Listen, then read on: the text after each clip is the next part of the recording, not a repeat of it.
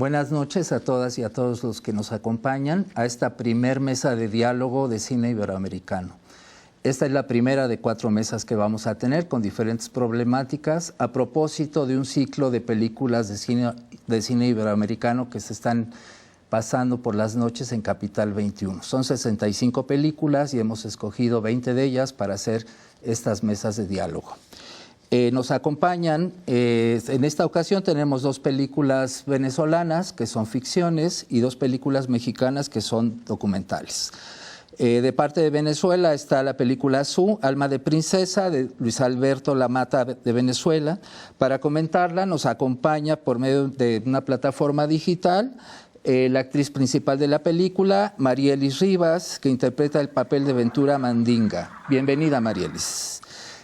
También nos acompaña por parte de la otra película que se llama Días de Poder, que es del director Román Chalbaud, también de Venezuela, y nos acompaña el actor Taylor Plaza, quien interpreta a Efraín Quintero, que es el segundo papel protagónico de la película. Bienvenido, Taylor. Y por parte de México nos acompaña la directora muy reconocida, Mari Carmen de Lara, con una gran trayectoria, y el documental que se pasa es Voces Silenciadas, del 2008, y pues muy bienvenida, Mari Carmen. Gracias. Y nos acompaña Gerardo Tort, que estamos presentando el documental Lucio Cabañas, La Guerrilla y la Esperanza. Bienvenido, Gerardo. Gracias. Todas las películas tratan de problemáticas sociales, tienen un tono de denuncia y por eso las agrupamos. Voy a leer una breve semblanza de nuestros invitados. Marielis Rivas es ingeniera civil, actriz de teatro, cine y televisión, entrenadora deportiva y coach nutricional. Taylor Plaza es actor de teatro, cine y televisión con 17 años de experiencia. Ha participado en varias decenas de obras de teatro y películas. También ha dirigido piezas de videodanza y un cortometraje. Ha participado en comerciales, videoclips y series y telenovelas. Mari Carmen de Lara pues es una reconocida documentalista, también ha producido algunas ficciones, sus temas son de género, tiene una amplia semblanza, igual que Gerardo Tort, entonces me voy a permitir no leerla, pero ella es egresada de lo que era el CUEC, el Centro Universitario de Estudios Cinematográficos, que ahora es la Facultad de Artes Cinematográficas. Tiene maestría, tiene una amplia producción documental, también de ficción, ha ganado Arieles, que es el mayor premio que se da aquí en México, y Gerardo Tort, él es egresado de la Iberoamericana en Comunicación con especialidad en cine, también tiene otros estudios, ha ganado también diferentes premios en Festival de Guadalajara, en San Sebastián, en fin, en diferentes lados, y tiene una amplia producción también de documentales y de ficciones. Entonces, bienvenidos a todos y a todas. Vamos a empezar. Yo quisiera primero que nuestros invitados, actores venezolanos, nos pudieran hablar un poco sobre la película, el tema de la película que cada uno interpretó, la importancia de este tema y su experiencia personal. Entonces, yo no sé, creo que empiezas tú, Marielis, por favor. Gracias. Bueno, es un placer estar en esta mesa de diálogo y poder hablar en esta ocasión de la película Azul. Esta es una película que se estrenó en el año 2010 y es ambientada en el año 1870, lo que fue la esclavitud acá en Venezuela. Tuve la oportunidad de interpretar el personaje principal de esta historia y como experiencia actoral, pues llevar a cabo lo que es cinematográficamente una historia de época donde realmente nos demuestra o nos recuerda de dónde venimos y como protesta de que ya fuimos libres, de que no debemos volver atrás, sino simplemente apoyar esta libertad que un día tuvimos. Es una película muy cruel donde se muestra la vida del esclavo, donde un ganado en esa época valía más que un negro o una negra. Y hablando de negro porque así era como se llamaban en la época. Entonces, bueno, es una película de verdad con mucha enseñanza a nivel de lo que venimos, de dónde venimos, el mestizaje, y, y- y aquí en Venezuela pues somos una raza que hay de todo. Entonces como recordarnos cuáles son nuestras raíces y también como que ver que ya la esclavitud, lo que es el clasismo, lo que es el racismo, creo que se levantaron hombres y mujeres que lucharon por esa independencia y hoy en día somos responsables, cada uno de nosotros, pues de mantenerla. Gracias, Marielis.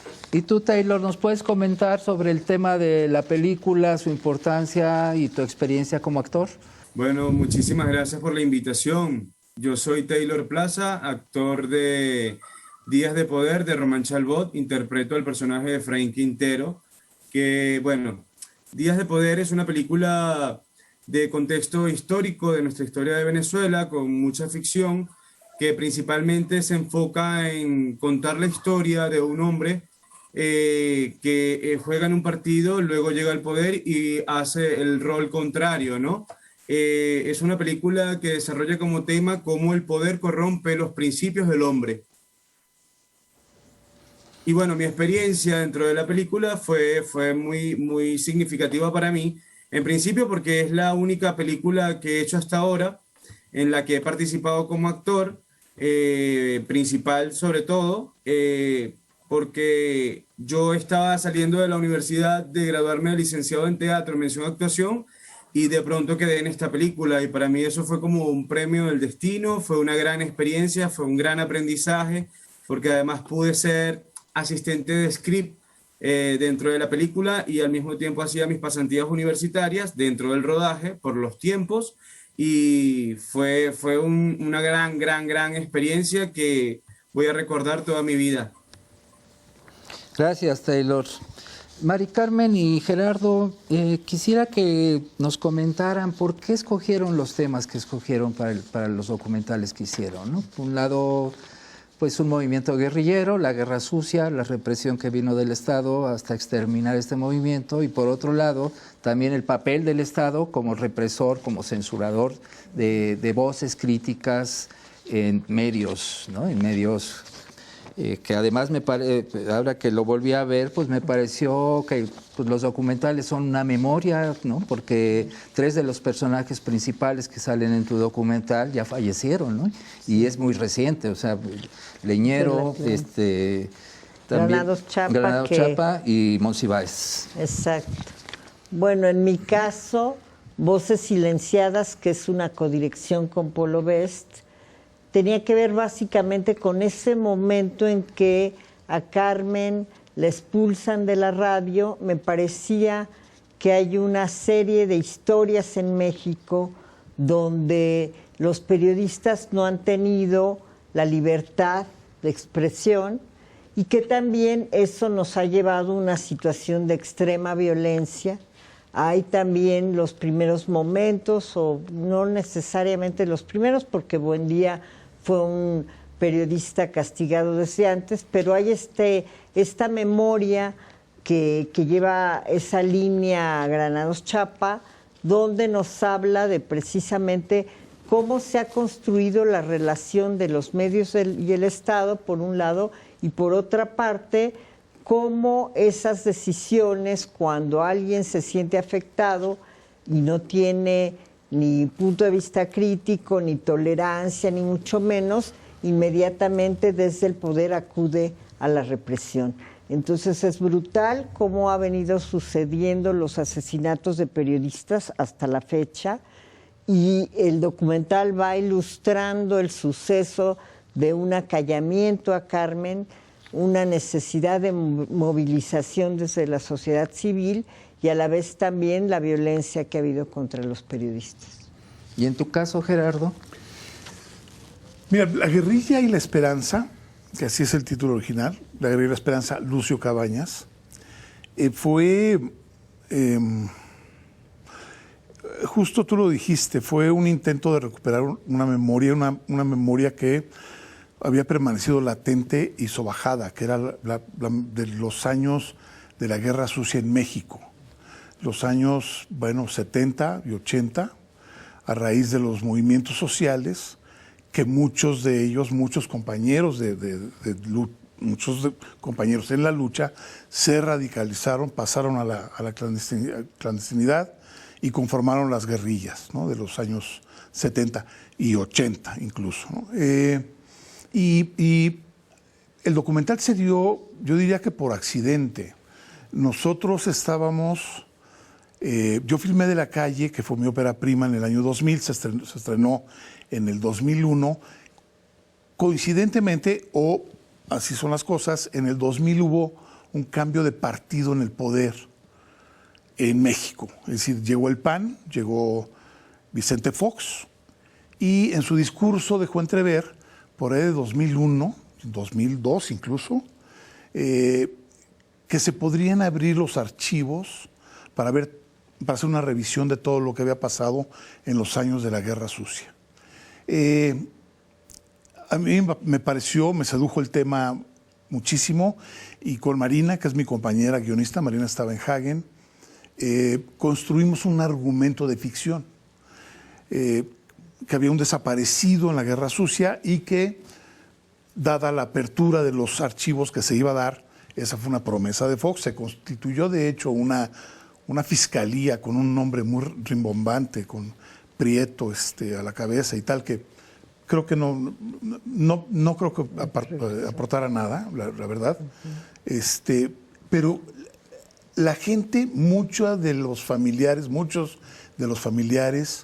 incluso muchos de las compañeras y los compañeros sobrevivientes, vieron como una luz al final del túnel y la posibilidad de justicia, de que se abrieran los archivos, de que se revisaran y de que realmente hubiera una institución de la justicia. Ahí se incrusta el proyecto. Cuando empezamos a entrevistar a la gente, que justo no habían querido hablar por la represión, todavía incluso en los años 90, ¿no?, es decir, por las policías y las DFS y las del ejército y tal, ¿no?, policías muy, muy brutales, ¿no?, había mucho temor.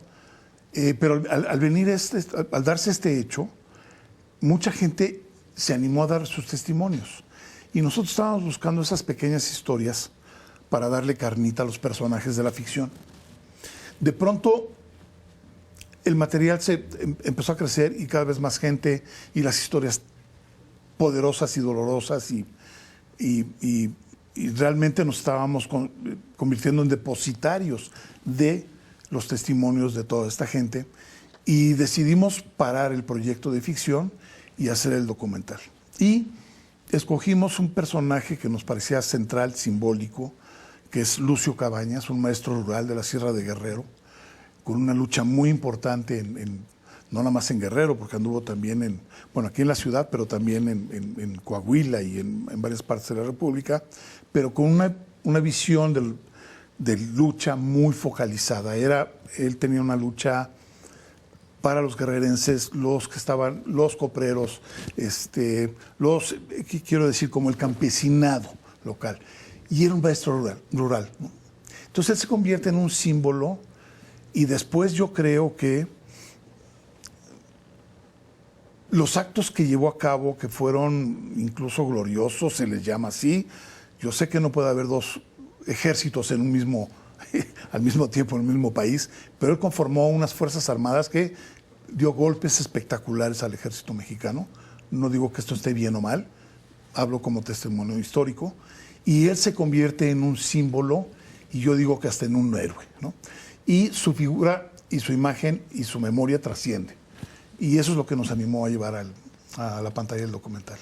Yo les preguntaría a los cuatro si las problemáticas que tratan tanto las ficciones de las películas venezolanas como los documentales de ustedes, podemos considerar que ya son problemáticas superadas, a pesar de que las películas que hicieron Taylor y Marielis son películas de época, ¿no? O sea, una está planteada en 1790 y el otro mediados del siglo pasado, más o menos 60, 70 por ahí, ¿no? Y los dos documentales son más recientes, pero han pasado muchas cosas en este país desde entonces. Yo preguntaría si las problemáticas siguen siendo vigentes. Aquí en México hay una carga muy fuerte de clasismo y de racismo en muchos aspectos, hasta en la industria audiovisual. Existe actualmente una carga muy fuerte, ¿no? Las problemáticas de las luchas de poder pues también existen muy fuertes y yo no sé, pues sigue habiendo represión contra, bueno, muchos muertos, no sé si de parte del Estado, pero sí sigue habiendo una cantidad importante de periodistas silenciados, pero silenciados además de una manera muy brutal, ¿no? Y también sigue existiendo pues en ciertos lugares cacicazgos y muchas de las cosas por las que luchó Lucio Cabañas. Entonces yo les preguntaría si estas problemáticas están superadas. Marielis. Bueno, Azul, como lo comenté hace un momento, habla sobre la esclavitud, sobre el ser de color, sobre todo el maltrato que tuvieron que vivir esas personas que fueron traídas de África para trabajar como mano barata acá en Venezuela. Creo que hoy en día es una problemática que capaz no está a los niveles de esa época, pero sigue habiendo en nuestro país un racismo escondido, un clasismo, y que, como tú lo acabas de comentar, nosotros como trabajadores de una industria audiovisual seríamos los primeros en romper con esos estereotipos y esos paradigmas que socialmente nos han inculcado, nos han traído arrastrando de años, y ver que no es el color de piel el que te identifica como una clase social o otra, no es el color de piel el que te dice si puedes tener algo o no. Por ejemplo, acá en Venezuela lo podemos ver a nivel de las telenovelas, y es duro ver que una persona de color solamente es tomado en cuenta para caracterizar un personaje como, o si eres hombre, pues eres el malandro, eres el del barrio, pero si eres mujer, entonces eres la prostituta, eres, si acaso, puedes lograr ser una enfermera. Entonces, si eso aún es lo que vendemos a través de los medios audiovisuales, quiere decir que esta problemática que existió en 1700 está actualmente, pero en otro ámbito. O sea, el mundo ha evolucionado, pero el ser humano no ha evolucionado a romper con esos estereotipos y realmente como que cumplir eso de que todos somos iguales y vamos a vivir, o sea, estamos viviendo en un mismo mundo donde deberíamos tener todos los derechos. Lamentablemente en Venezuela no es así. Y aunque se han hecho capaz algunos destellos de una inclusión, creo que no ha sido de la manera correcta. O sea, se han incluido solamente si piensas de una manera, si apoyas ciertas cosas, pero si no, entonces no eres incluido en la, valga la redundancia, en la inclusión que se ha querido dar acá en nuestro país. Gracias, Marielis. Taylor, ¿tú qué opinas, Taylor? Hola, bueno, yo, la película que yo hago, pues ciertamente ella está contextualizada en los años 60 en Venezuela, con la represión militar, los estudiantes, el abuso de poder. Yo siempre, o por lo menos lo que puedo ver y lo que puedo sintetizar desde una reflexión bastante personal en el estudio o en la visión que puedo tener sobre la historia de mi país, es que la historia se repite y en comparación a muchos países latinoamericanos es como la misma historia, solo que estamos en tiempos distintos, pero es como si cerráramos un ciclo y volviera a comenzar para repetirse exactamente lo mismo. Es más o menos lo que dice Margeli, o sea, el ser humano no ha evolucionado, se sigue repitiendo una y otra vez, y aunque sea en otro contexto o en otro tiempo, los hechos y las acciones humanas siguen siendo las mismas, porque seguimos teniendo el mismo sentimiento con el que nacimos y venimos desde antes. Entonces, creo que sí, creo que siempre en los presentes el pasado se repite. Gracias, Taylor. Mari Carmen y Gerardo, ¿ustedes qué opinan de las problemáticas? Bueno, también de las que nos están hablando los compañeros, pero también de las propias de los temas de sus documentales. Bueno, yo creo que la sociedad civil exigió y buscó una serie de legislaciones en torno a la a la manera de expresarse, pero a la manera como se reparte el poder en México de los medios. Es decir, generalmente hay de parte del gobierno en turno un dinero, unos fondos públicos donde muchas veces se soporta negocios privados, y estos negocios privados, en el caso de las televisoras, que en esa época tenían este poder, el quinto poder, hay varios libros al respecto, esta serie de maneras de construir un discurso hacia la población que genera opinión pública adversa o que genera opinión pública para construir un país de inequidades, sigue presente.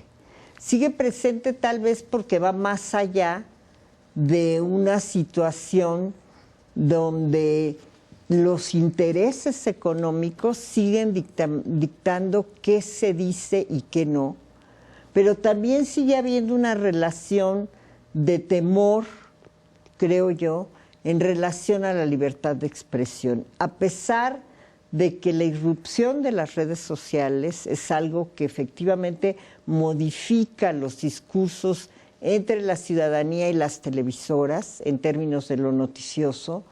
No deja de haber, por ejemplo, sobre todo en las poblaciones en México, esta necesidad del poder de acallar a los periodistas, esta no representación de muchísimos grupos, los grupos indígenas entre ellos, las personas que de alguna manera disienten de la manera de ver desde el poder una situación, en varias poblaciones siguen marginadas y seguimos viendo todos los días este tipo de violencia sobre el acallamiento.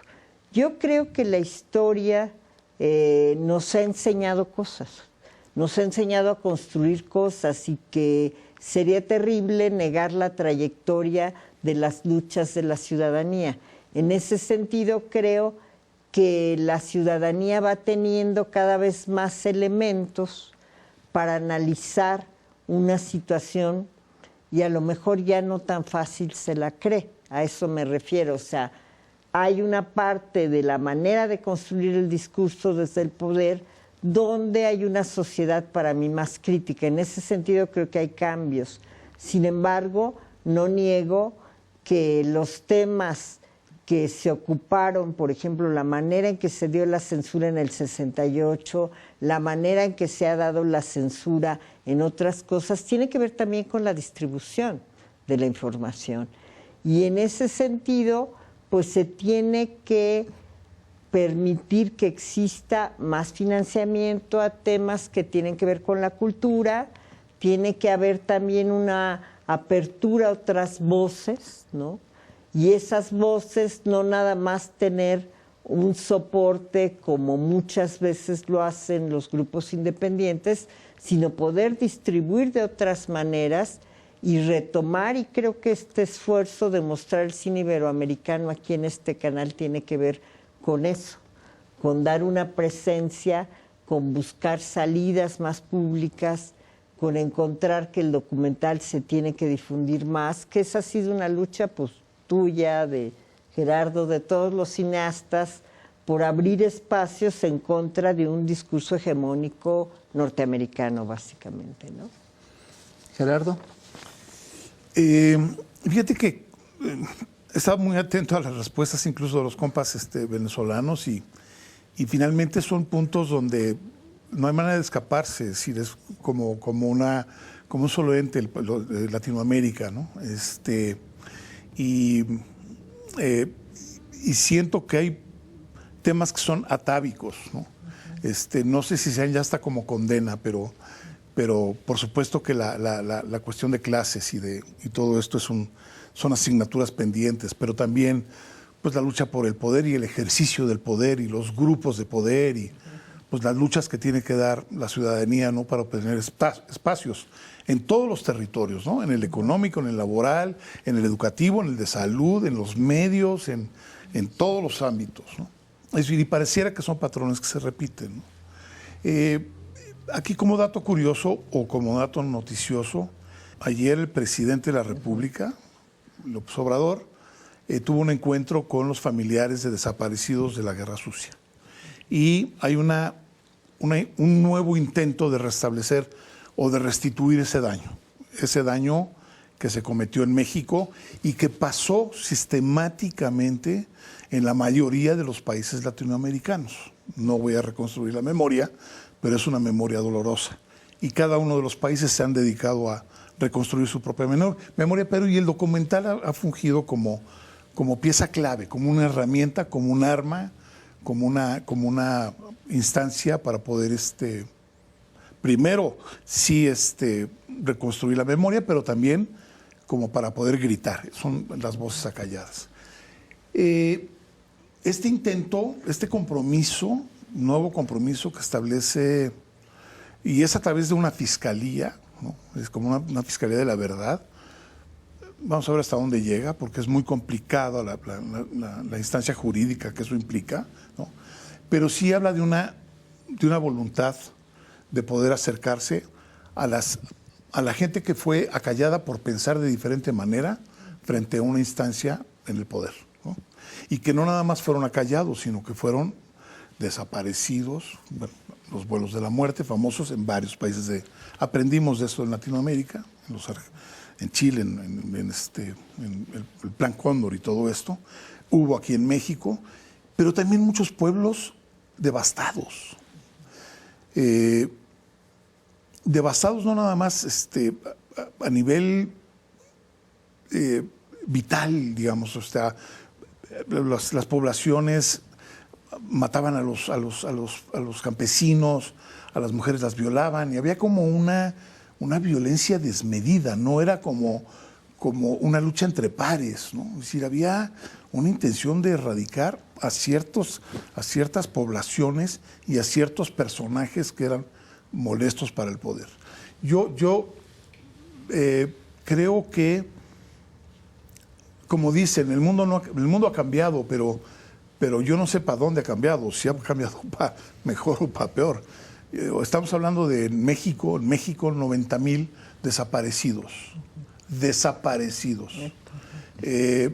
A mí me parece que eso es terrible, es terrorífico, es una película de terror que no quiero ver, pero que al mismo tiempo hay que hablar de ello. Y si hablamos en el transcurso de todos los años, pareciera ser que es un patrón, ¿no? Es decir, la desaparición forzada en México está institucionalizada. Ojo, reparando el pasado no se repara el presente. Hay que hacer cosas también hacia el presente. Hay que hacer cosas y además cosas muy importantes, ¿no? Entonces, ahí es donde entran como insisto y retomo el principio, creo que el documental y como parte de los gestores de memoria y incluso también de los preservadores de los documentalistas somos eso, lo decía Patricio Guzmán, ¿no? Es decir, el documental finalmente es el álbum de familia de una sociedad, de una cultura. Y hay un tema interesante que de pronto en el tiempo contemporáneo ya no sabemos, la ficción y el documental se tocan ya mucho, ¿no? Entonces, y se ha convertido en una cuestión muy interesante a nivel creativo y también una herramienta muy poderosa para poder recrear y poder, digamos, que no sea como un acto artístico y tal, y ya, sino que además como una herramienta, como un instrumento que también sea poderoso para poder manifestarse. Ok. Gracias por sus intervenciones. Vamos a hacer una breve pausa, ¿sí? Y retomamos otros temas que tenemos pendientes, ¿sí? Ahorita regresamos.